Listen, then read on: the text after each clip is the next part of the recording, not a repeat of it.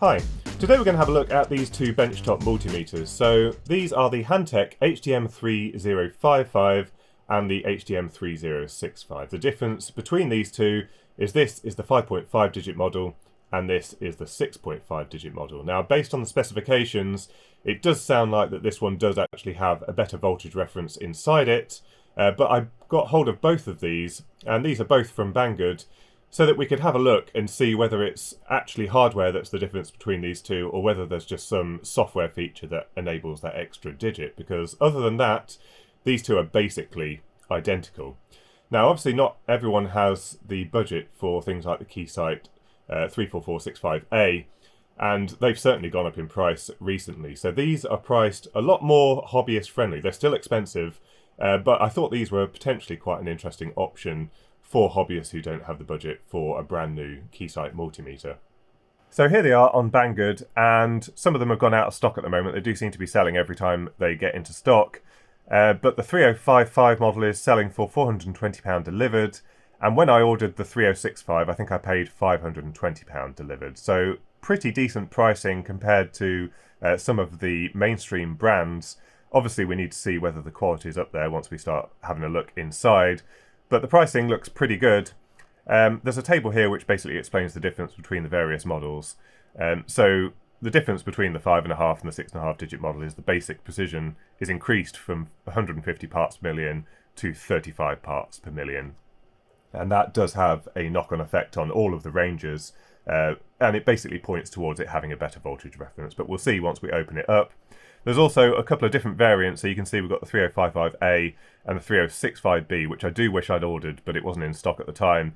The 3065B includes the LAN option at the back, as well as having terminals at the back so that you don't have to use the ones at the front. And it's a similar story for the 3055A. That one has the terminals at the back, but it doesn't have the LAN. So it would have been nice to include that. And I think on AliExpress there are some other versions that include things like GPIB and that kind of thing, if that interests you. So inside the box you get the multimeter itself, which is very well packed. It comes in some foam packing that makes sure it stays exactly in the centre of the box, and I had no trouble with any damage or anything like that, despite making it all the way here from China. It comes with a mains lead. It also comes with some test probes, but these are fairly basic in quality. They're not silicone, but I don't think they're PVC either. There's some, they're a lot more flexible than PVC leads would be, but the probes themselves are a little bit plasticky, although they are extremely pointy, so I think they're quite functional. It's just I'd prefer to use my slightly more expensive leads that feel a bit more comfortable to use. Also in the box you get a certificate of calibration. Now, unfortunately, this is extremely brief. I was getting excited and hoping that we'd have some test results, but as you can see, there's no test results on there. All it says is no corrective actions were necessary, and all the measured values were in spec. So it would have been nice to have had the data so that next time we get it calibrated, and you can get these calibrated, there's a calibration menu very similar to the Keysight ones. It would allow you to see if they drifted at all. So it's a little bit of a shame that they haven't included any of the data. But I guess it is still quite a budget meter, really. Yeah, it's just a shame that we don't have that available. And a quick word from our sponsor for this video, JLCPCB. If you ever want to get your PCBs assembled at JLCPCB, they now offer the ability to order parts from DigiKey and Mouser and have those assembled onto your PCB. And also, they've more recently added 3D printing onto their website, so you can get your parts 3D printed in various different materials for a very reasonable price. So don't forget to visit JLCPCB if you're thinking of getting some items made. So from what I can see, the user interface seems to be a replica of the Keysight 34465A. I can't really see any differences. When we go to DC volts, we've got all of the options that you normally expect, so the range, number of power line cycles, all that kind of stuff. On display, we can choose whether we just have the numeric display or whether we have a bar meter at the bottom.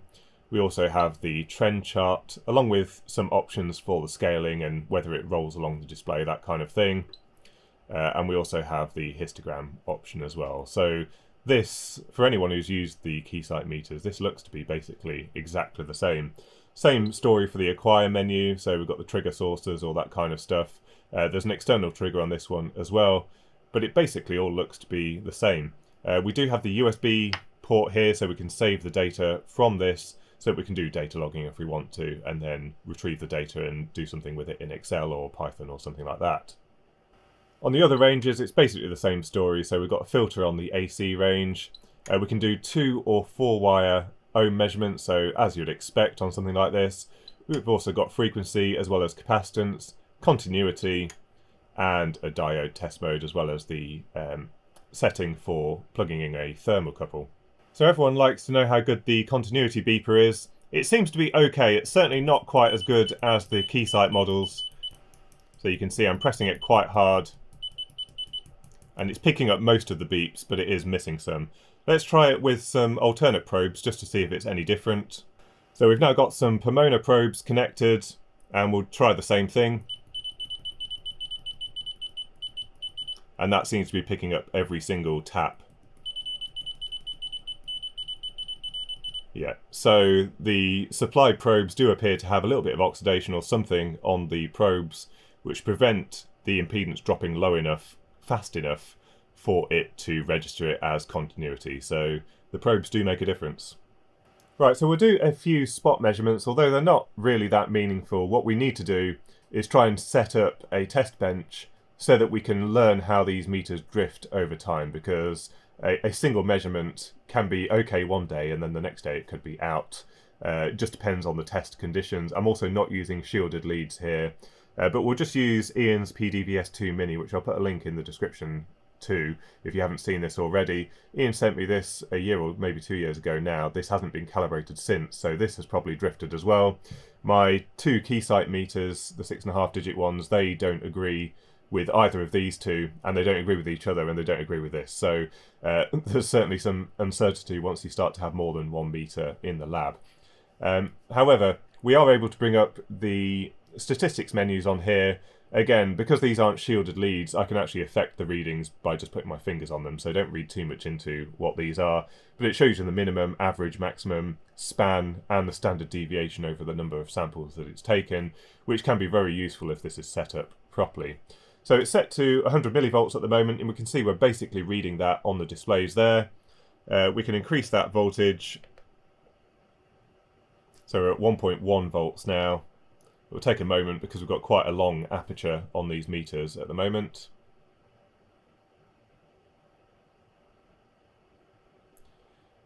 And there we go. So we get agreement between the 2 meters there.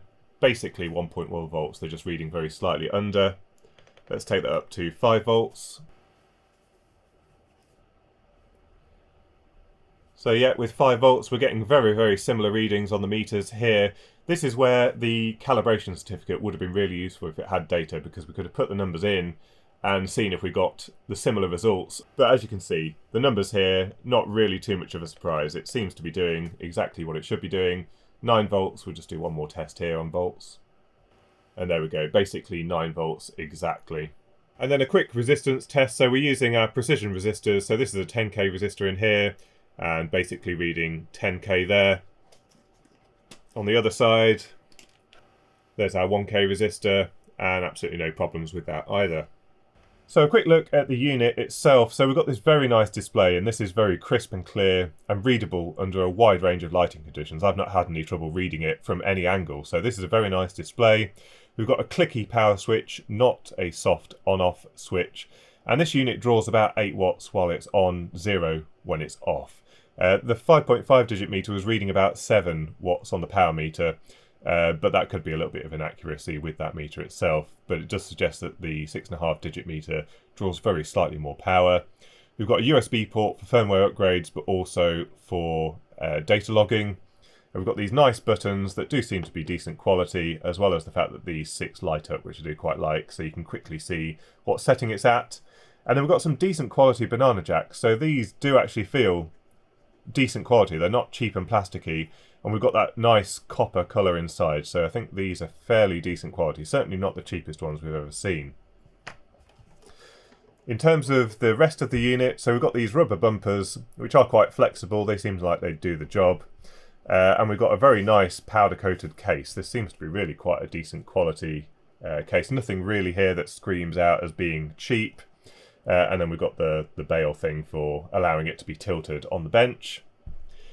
Then at the back here, we have a fan, a couple of BNC terminals. We've got the USB interface so that we can get the readings on our PC, as well as our RS-232 if we want to stream data out that way.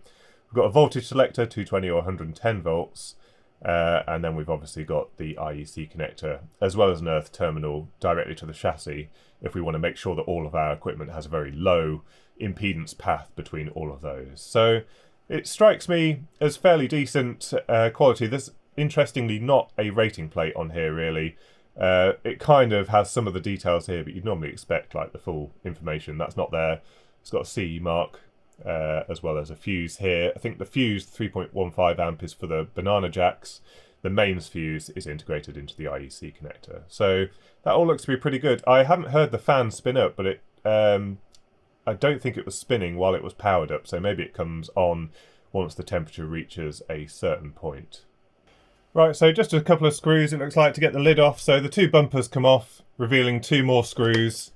And then there's one little screw on each side, and unlike the Keysight ones, it's just the lid pops off, so that's nice and easy. And there we've got the insides, and at first glance that looks pretty good to me. I can't see anything really too concerning. We've got a PCB at the front with all of the electronics for the front panel. You can see this assembly looks very similar to the Keysight ones, a very similar type of connector. And then we've got obviously the measurement board at the bottom, and the reference must be hiding underneath this little plate. But first glance, everything is looking pretty good. So first of all, the mains wiring looks pretty good. Everything's got heat shrink on it. Everything looks to be appropriately rated, so this is fairly decent cable. The earth comes straight into a terminal, and that is crimped. There's a shake-proof washer on there, and that appears to be nicely done, going off to a couple of additional earth wires that go to various points on the PCB, as well as a shield winding on the EI core transformer, which is quite a nice touch. We've got the voltage selector switch, so that obviously just switches between the 110 and 220 volt windings on the transformer. Then we've got three sets of secondary windings here, and it looks like there's an additional winding here which is shielded compared to the other ones there again. So fairly decent construction apparently on the transformer here. And then we've got all of our linear regulators, and these are very easy to repair, you know, just capacitors and linear regulators. So if we ever had any trouble in the future, this is easily repairable compared to having a switch mode power supply, which although improves the efficiency, we all know they do fail a lot quicker than a traditional transformer and linear regulators. And we've got the test points on here, 5, 15 and minus 15 volts. We've got a couple of 17 volt test points here as well as the ground test point. So everything nice and easily testable. Our front panel PCB looks pretty decent. Nothing too surprising on here. A little bit of slightly dodgy soldering just on the USB connector. It looks like a bit of flux residue where the flux has kind of vaporized and then left some trails on the PCB. But we've got our DC to DC converters for our applications processor here. We've got some flash and some RAM as well. But 3 DC to DCs, a 3.3, 1.35 and a 1.25 regulator. It looks like there is another option here for this PCB being used elsewhere, where there's a flat flex that goes through that little hole there. Then we've got our flat flex off to the LCD. We've got our beeper, and the way they've implemented that beeper is quite inoffensive. I've not found it obnoxious or anything like that. It's quite a low-key type beep when you press a button, and then the continuity beep is a bit louder. We've got our DC to DC converter here for the LCD backlight, CR2032 for the real-time clock, and then we've got one of these little Gehe processors, which is obviously doing something to do with the front panel. I'm not quite sure what, but that's not going to be doing any of the main processing. It's probably just interfacing various bits and bobs on the board to work with the applications processor. So nothing too surprising on the front panel, but everything does look very nicely made. I've got absolutely no problems with that. And what you can see, DM55 and 65, that suggests to me at least the front panel PCB is identical between the 3055 and the 3065, but we'll take a look at that on the other board, on the other meter in a moment. So here we can see where we've got the input terminals. This is where the selector switch would be if we picked the other model that has the ability to switch between the front and back terminals. And you can obviously see the points on the PCB here for where those rear terminals would be. We've got a couple of HRC fuses, 11 amps on each of the terminals, so it does have a 10 amp range for high current measurement. And then we've just got a few bits here, so we've got like a current sense resistor with a big heatsink pad here. On the back of the unit we've got our 40mm fan, we've got some fairly decent looking BNC connectors there, and then we've got this little riser board for the RS232 connector, and they've gone to the trouble of actually adding connectors to this. It's actually a SATA connector to get it onto the main board, but what I'm noticing with this is everything does look like it's had a lot of thought go into it. It's been designed properly, and you know, there's no bodgers or anything like that I've seen so far, but it's been designed properly for assembly so that it can get repeatable results every time. So I am quite impressed so far with the build quality of this, but I think the next thing to do is to have a look carefully what's underneath the shield. So I've removed the can. It slides quite nicely under a couple of slots in the PCB to hold it in place, as well as being screwed in here. The layout looks very nice, so a lot of care has been taken in laying out this analog section here. At the centre of it is a Spartan 6, so this is an FPGA that's doing all of the data processing. We've got some of the ICs, unfortunately, with the top of it scrubbed off, but this is the main ADC from what I can see. We've got the voltage reference here, a Max 6325, which we'll take a look at in a second. But this looks to be like the measurement channels. We've got a couple of op amps here which are feeding into the ADC. All of this up here looks like just various analog switches and that kind of thing. We've got some memory as well. I think it's this chip here which must be storing some of the calibration data. And then we've got this array of transistors and resistors and diodes going into here. We've got our RMS to DC converter chip. That is an Analog Devices AD637, so some electronics here associated with measuring the AC from the AC channel. We've got our precision resistor network here, so we've got a proper Bourne's resistor network here, as well as some Weimer capacitors. So everything looks like it's been made using fairly decent quality components, but let's take a look at that voltage reference. So here's the datasheet for the voltage reference. We've got the 2.5 volt reference on the board, and it's this one here, the Max 6325 CSA in an SO package. Maximum tempco 1 parts per million per degree C, but it actually suggests that it's probably better than that on average. This is the maximum tempco. Also, it says here the long-term stability 30 parts per million per 1,000 hours. Now, if we have a look back at the spec sheet, it said the basic precision was 35 parts per million. So that's possibly believable short term. Long term, obviously, is going to be a bit worse than that because the voltage reference itself is going to drift. And it looks like that part on Farnell is selling for around £11. So I think the next question is whether we've got the same reference on the 5.5 digit model. So the 6.5 digit meter on the left-hand side, 5.5 on the right-hand side. We have exactly the same front panel PCB. In fact, it was built at the same time. It's got exactly the same date on it. We've got the same layout of voltage regulators and capacitors here, but there are some differences on the PCB. So first of all, you can see the isolation here is slightly different. We've got 2 galvanic isolators here as well as 1 optocoupler, whereas we've got primarily optocouplers on this side here. All of this stuff along the side is the same, but we don't have that precision resistor network. In fact, let's just go a little bit closer and just zoom in on this PCB. So close up, you can see we don't have that precision resistor network here. We've also got some differences on the AC measurement part. So we don't have that RMS to DC conversion chip. So that's gone. We've also got a Weimer capacitor that's missing from that. I think that's part of the RMS converter chip. Before, we had 2 rows of whatever these 2 components are here. We had another one there, which is gone on this PCB. Looks like the same ADC, the layout around it is the same, but we do have a different voltage reference again. And so here we have the ADR03 from Analog Devices. It's the 8-lead SOIC, and the ADR03 is the 2.5 volt version. So the same output voltage, but different specs. So we can see here the 8-lead SOIC, typical 3 parts per million degrees C of temperature coefficient. And if we have a look further down, the maximum is anywhere up to 10 parts per million degrees C. So potentially an order of magnitude worse than the part on the 6.5 digit meter. So there is a difference there, which is affecting that basic DC accuracy, which, as we saw here, is all the way up at 150 parts per million as opposed to 35 here.